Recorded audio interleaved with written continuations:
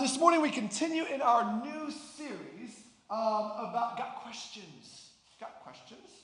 Right? And so typically, when we are perhaps speaking to someone or about our faith or encouraging someone to consider faith, we're inviting someone to give their life in love to God. They rightfully have a number of questions that they would like to have satisfied before they make such a commitment. And that's fair.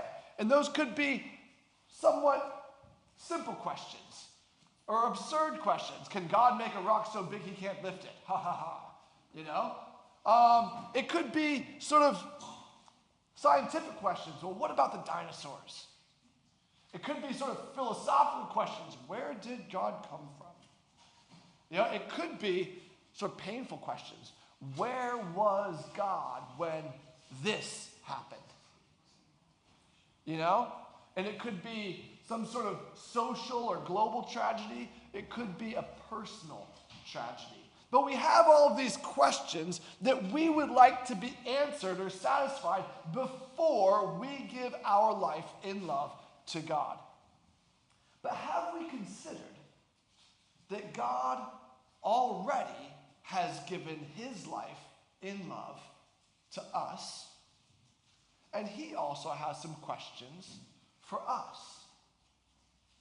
And any conversation is between two people, and it goes both ways. We don't interrogate God like we might interrogate the spec of a product on Amazon before we order it, reading the reviews and finding out what other people think. You know, God is a personal God, a God of relationship. Are we as prepared to answer God's questions for us as we would like God to be prepared to answer the questions we have for him? So this series is about what are some of the questions God asks of us. And last week we looked at this big question God asks Adam, where are you? And I think that's a question God has for us. Where are you? And we discussed that sort of on this like cosmic level. Where are we in the grand scope of human history? You know, the history of the planet or the universe. We talked about that a little bit on a cultural level.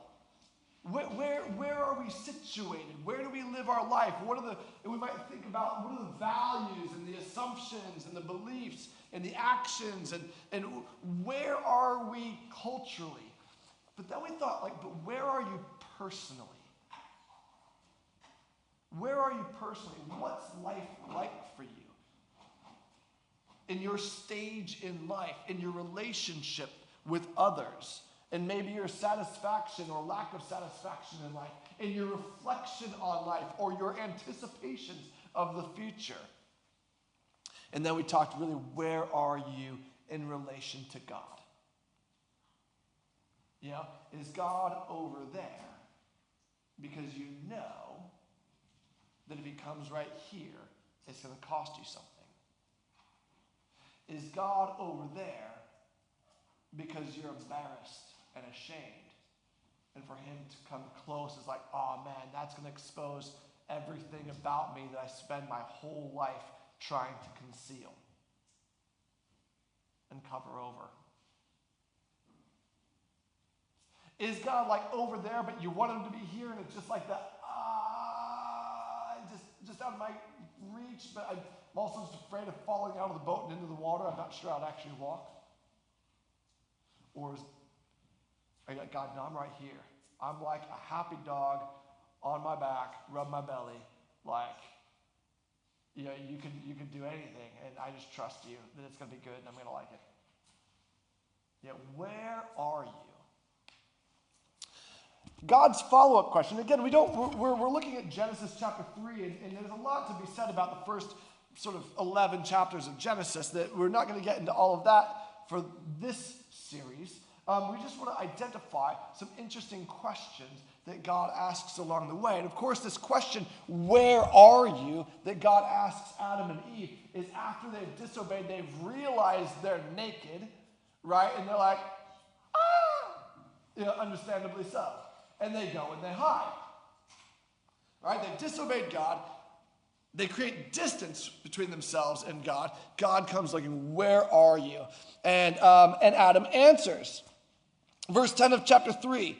I heard you in the garden, and I was afraid because I was naked, so I hid. We'll stop. We'll carry on. I'm not going to touch on that for just a moment. And he, that's God, said, who told you that you were naked? Here's the question for this morning. Who told you? Who told you about yourself? Who are you? Who am I? Who are we listening to when it comes to our self-understanding? This is a hugely important question. Who told you about yourself?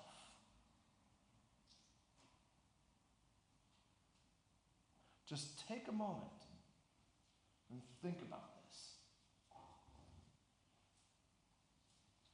Who told you about yourself?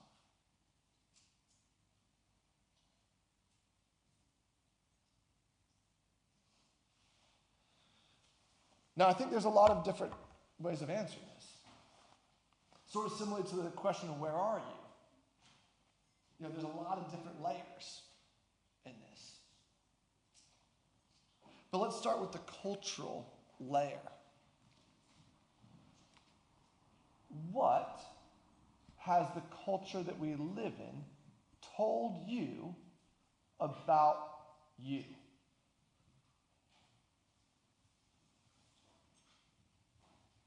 Now, I'll stop. I'm not trying to be controversial about this. I'm just gonna but I don't want to shy away from something just because it could be controversial. So I grew up 80s and 90s, central Indiana, Indianapolis. Like Indianapolis is like wholesome. That's like sort of God's country kind of thing. It's cornfields, and it's a city of about 1 million people, plumped in the middle of like corn, soy, and just farmland. People in Indiana are decent folk, generally speaking. I mean, no one's righteous, not even one, but Hoosiers are different. I'm joking. A Hoosier is someone from Indiana.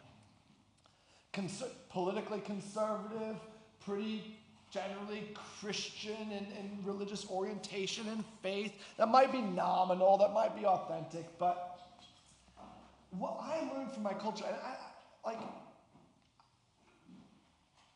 I learned about me as just a white guy in America.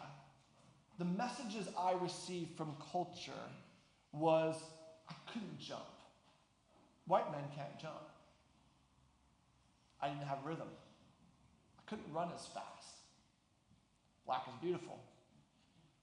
You know, when I worked in retail, there was like the ethnic section or the cultural section, which is a little bit, how do we feel about that?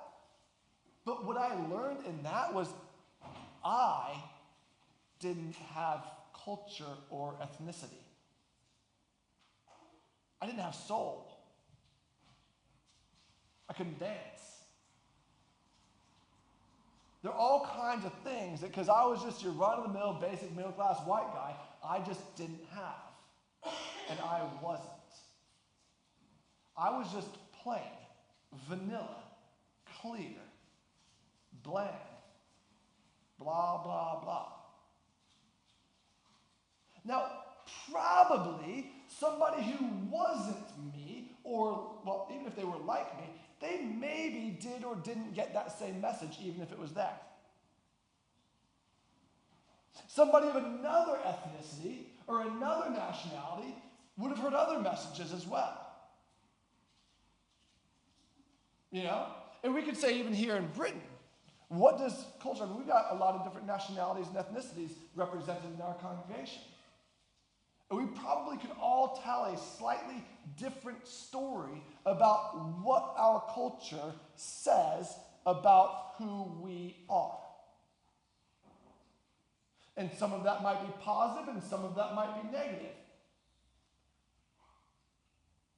but our culture says things to us about us. Our culture will say that you, generally speaking, as a human being, are the stuff of stars. How grand are we that we are the stuff of stars? Well, actually, stars are just chemical reactions in the nothing.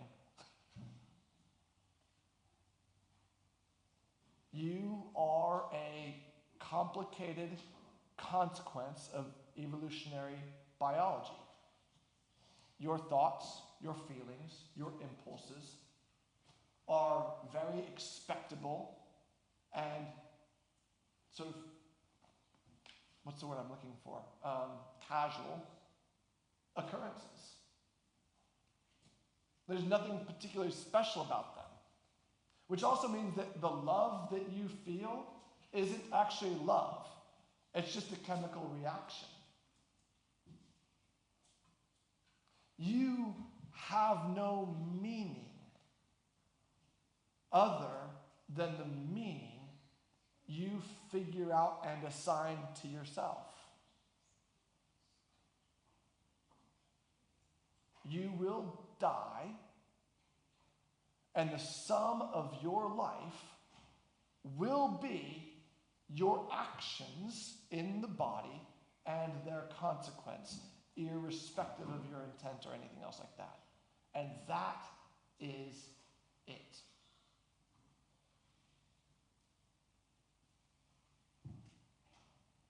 What do you believe about yourself, and who told you? Science told us. Science told me. Science doesn't tell anyone anything. Science isn't a person.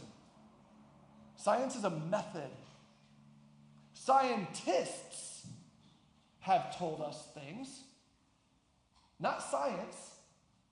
Scientists. People. I don't like to listen to religion because religion believes that someone goes up on a mountain and comes down off the mountain and says, "Thus saith the Lord," and they expect me to believe it and to live my life accordingly. Pish posh, whatever. Scientists go into a mountain, and you've heard me say it before, they go into a mountain, they come out, and they say, "Thus saith the science." There's a Higgs boson. And we go, "Sounds right. I should probably live my life accordingly."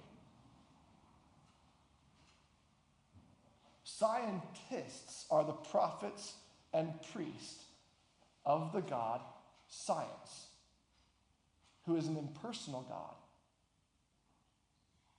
does not know you, does not love you, does not care a thing about you, because it's not a person.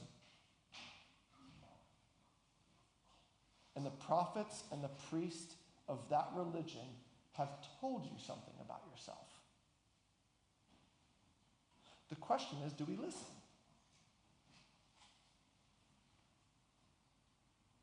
Do we listen? And at what consequence? Now, don't get me wrong. I'm not down on science. I'm preferable to science. Like, medicine's awesome. Yeah, like all the things that we're able to do with science, 2 thumbs up. Very cool. Let's just not get carried away with it. It's kind of the same attitude that maybe some scientists have about religion. Hey, religion's all right. Taught us how to be nice people. 2 thumbs up. Let's just not get too carried away with it. They're really not dissimilar, are they? Interesting. Who told you? So that's like cultural stuff. But what about like sort of more personal stuff? Because we all grew up with something that we would call family. And that might be a typical, like, biological family with a mom and dad and siblings, that sort of thing. It might be less typical than that. You know? There are people, obviously, the Nevins, we have our biological family back in the States, but we have people here in Britain who are like, they're our family. You know? They're not blood relation, but they're family. And so family can take a lot of different iterations. I want to recognize that and acknowledge that and value that. But like, what did your dad say about you?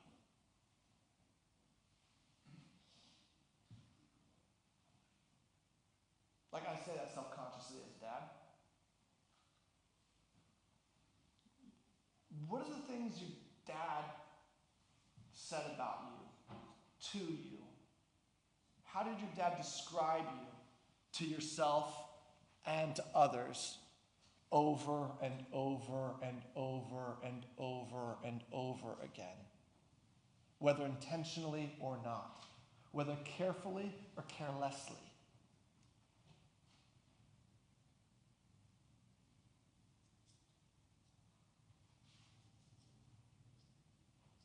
What did your mom say to you over and over and over and over again? How did she speak to you?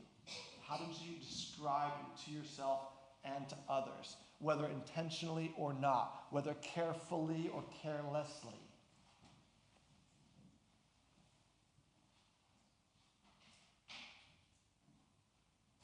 What about your siblings?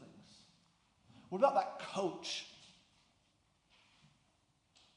You know, whether it's cricket or football or rugby, or someone who's teaching you a musical instrument, or a teacher in class, or teachers every year. It was the same thing, and I always heard this over and over and over and over again. And so I've believed it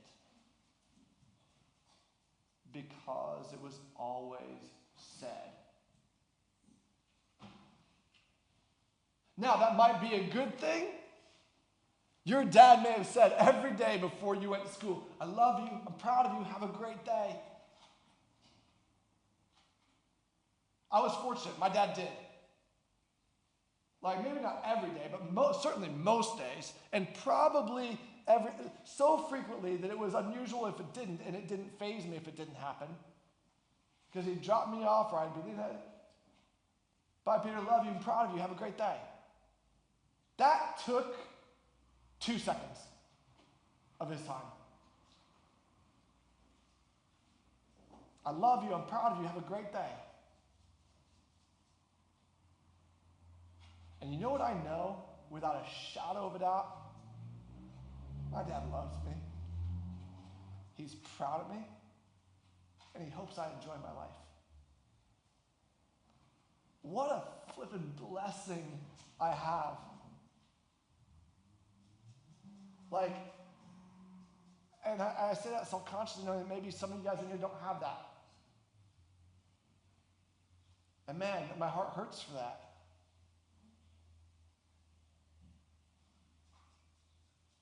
What a gift.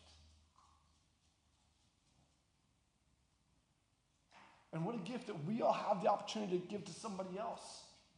Whether it's our son, our child, or a friend, or somebody else.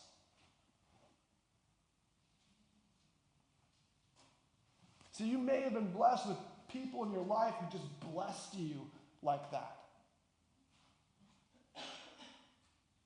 You might not have had that experience.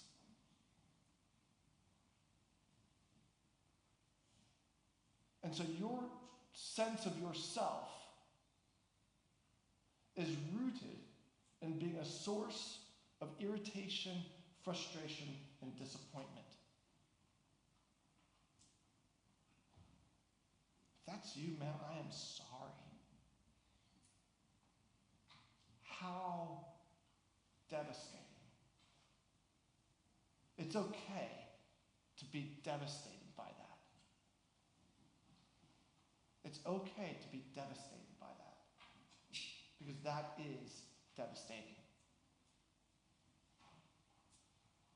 To have most days of your life to have it communicated that you are a frustration, an irritation, and a disappointment.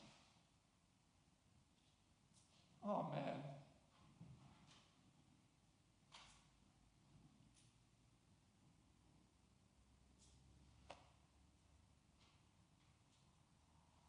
I don't even want to imagine that.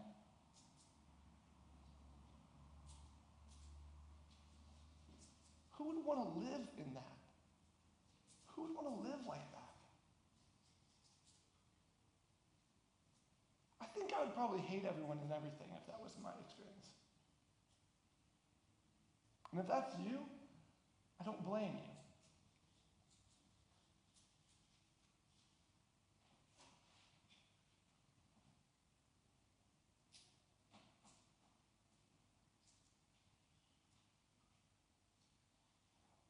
Who told you?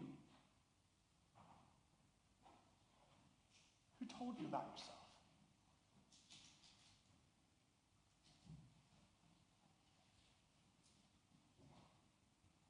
But then there's this other layer. There's this weird other layer. No one told Adam he was naked. Adam and Eve just realized it. They told themselves. See, sometimes the talk about us might be true. Sometimes it's a lie. Sometimes what's being told to us about us is untrue.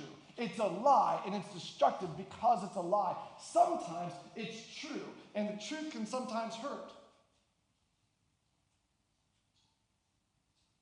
Who told you were naked? Actually, we just discovered it. Or maybe I didn't need anybody to tell me. Maybe my dad did tell me every day he loved me, he was proud of me, and wanted me to have a great day. But I couldn't receive it.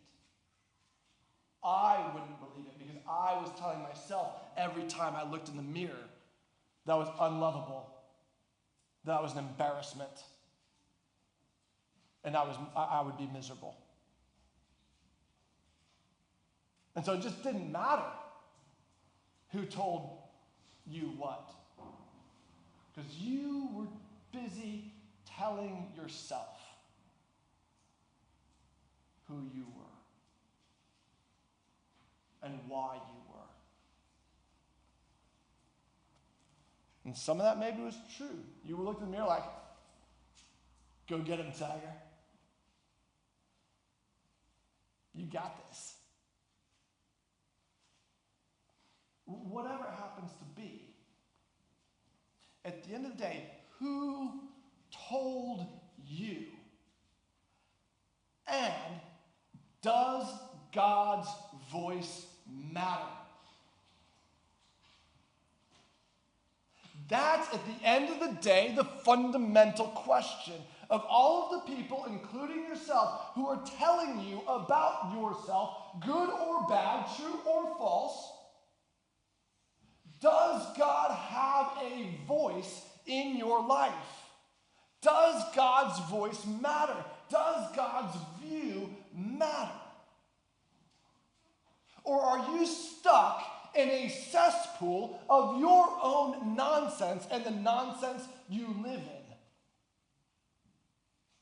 Because let's be honest, most of our heads right now, can I just say, we're in the biggest mental health crisis of our culture. Our heads are in a cesspool.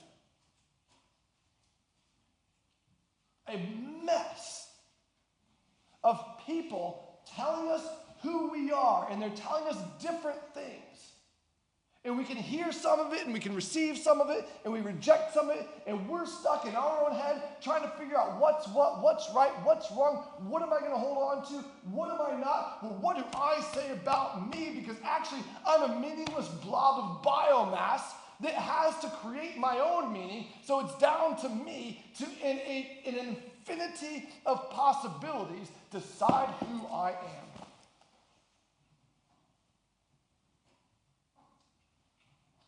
What a freaking mess.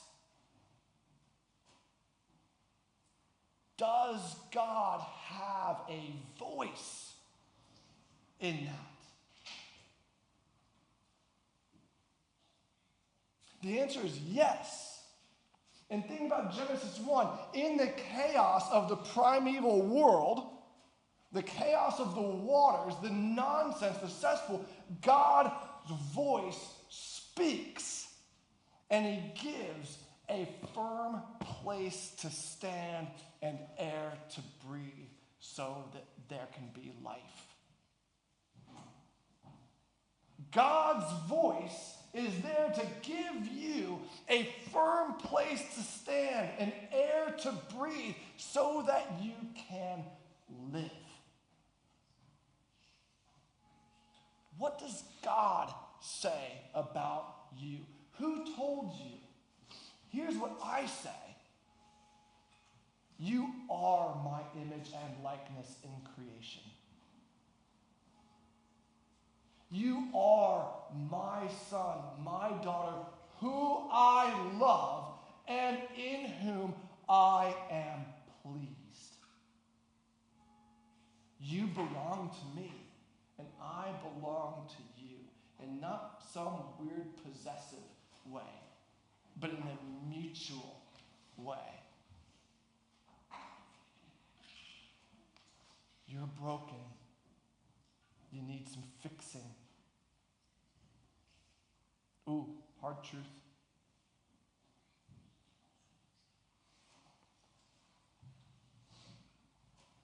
I'm there with you. Take my hand. I'll bring you to healing and wholeness.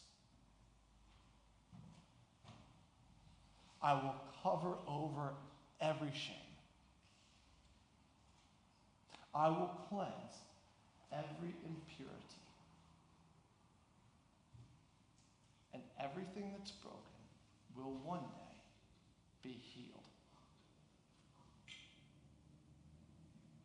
Will you come with me? Who told you? Who are you listening to?